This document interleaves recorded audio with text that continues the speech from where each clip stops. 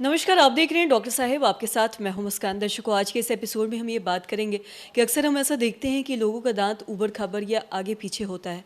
उनकी भी चाहत रहती है कि उनके जो दांत है वो एक सीक्वेंस में हो, एक अच्छे तरीके से हो। तो ऐसे में स्थिति में वो क्या करे, इसी पे खास बातचीत करने के लिए आज हमारे साथ मौजूद है डॉक्टर संजय संथालिया। आपको बता दें कि बिहार के जाने-माने डेंटिस्ट हैं। सर नमस्कार, बहुत-बहुत स्वागत है आपका। नमस्कार। सर मैं आपसे ये जानना चाहूँगी कि कई बार ऐसे लोगों की चाहत होती है कि उनके जो दांत है वो ऊबड़-खाबड़ या फिर आगे पीछे हो तो एक सीक्वेंस में हो, अच्छा दिखे। तो ऐसी स्थिति में वो क्या करे, और साथ ही इसके एक्सपेंसेस के बारे में भी जानना चाहेंगे कि क्या कुछ आता है? सबसे पहले हम लोग बचपन से शुरू करते हैं कि दांत का करेक्शन कब से किया जा सकता है। बच्चे जब छोटे होते हैं तो उनमें बहुत सी स्पॉन्टेनियस हैबिट डेवलप कर जाती है, जो बच्चों को पता नहीं रहता है। साल 2 साल 3 साल 4 साल 5 साल के बच्चे हैं तो कई बच्चों को अंगूठा चूसने की आदत होती है। तो उसके वजह से क्या होता है कि कंटिन्यूअस अंगूठा चूसने की वजह से उनका तालू जो है वो चौड़ा होने लगता है। जिस दांत पे प्रेशर पड़ता है वो दांत ऊपर की तरफ उठना शुरू हो जाता है या टेढ़ा मेढ़ा शुरू हो जाता है। कई बच्चों में ये आदत होती है कि वो जीभ को अंदर की तरफ भींचते हैं। उसके वजह से भी जो अननेचुरल प्रेशर पड़ता है उसके वजह से भी दांत टेढ़े मेढ़े होने की संभावना होती है। जो हड्डियां हैं, एसोसिएटेड हड्डियां हैं जो वहाँ जुड़ी हुई हैं, वो उसमें भी प्रेशर पड़ता है। 12 साल की उम्र तक, अमूमन 12 साल की उम्र तक जो दूध के दांत हैं बच्चों के, वो टूट के परमानेंट डेंटिशन हो जाता है, परमानेंट दांत आ जाता है। तो वो चीज़ यदि डिफॉर्मिटी वो रह गई शुरुआत की, तो वो बाद में भी जब दांत परमानेंट दांत आते हैं तो उसमें भी ये चीज़ें रहती हैं। तो कई वजह से फिर बाद में वो टेढ़े मेढ़े हो गए, उबड़ खाबड़ हो गए, या ऊपर की तरफ गए हुए हैं या नीचे की तरफ गए हुए हैं। तो वैसे केसेज को हम लोग करेक्ट कर सकते हैं। अब तो बहुत सा एडवांसमेंट भी हो गया है। तो एक्सरे करा के हम लोग देखते हैं कि क्या पोजीशन है।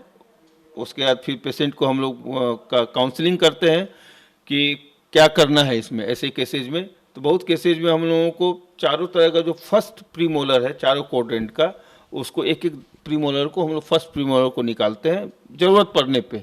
तो उसके वजह से जो स्पेस क्रिएट होता है, फिर उस पर वायरिंग करते हैं, उस पर चैनलिंग करते हैं। तो वो जो चैनलिंग और वायरिंग होता है वो फिक्स्ड होता है। वो कुछ समय के लिए, वो 6 महीने 9 महीने 1 साल 1.25 साल 1.5 साल, डिपेंड करता है कि क्या किस तरह की सीवियरिटी है, कितना टेढ़ा है, उबड़ खाबड़ है। उसके बाद वो जब डॉक्टर चाहेगा तभी वो चीज़ निकल सकता है, पेशेंट के चाहने से वो चीज़ नहीं निकल सकती है। तो और उसमें हम लोग पेशेंट को ये बोलते हैं कि एवरी मंथ आपको चेकअप के लिए आना है।